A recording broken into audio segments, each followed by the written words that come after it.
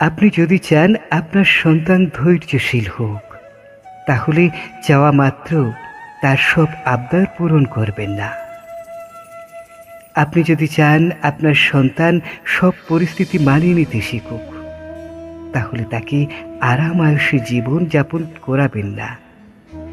আপনি যদি চান সন্তানের মধ্যে লোক লজ্জার ভয় থাকুক, তাহলে তাকে কখনোই অন্যের সামনে শাসন বা অপমান করবেন না। আপনি যদি চান সন্তান ব্যক্তিত্ববান হয়ে গড়ে উঠুক, তাহলে তাকে মারধর অপমান করবেন না। আপনি যদি চান সন্তান দায়িত্ববান হোক, তাহলে তাকে পরিবারের ছোট ছোট কাজে সম্পৃক্ত করুন।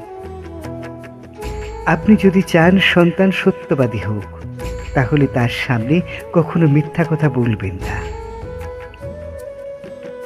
আপনি যদি চান সন্তান শান্তিপ্রিয় হোক, তাহলে তার সামনে ঝগড়া কলহে জড়াবেন না। যদি আপনি চান আপনার সন্তান শেষ বয়সে আপনার পাশে থাকুক, তাহলে তাকে ব্যস্ততা দেখাবেন না, ব্যস্ততার মধ্যেও তাকে সময় দিন।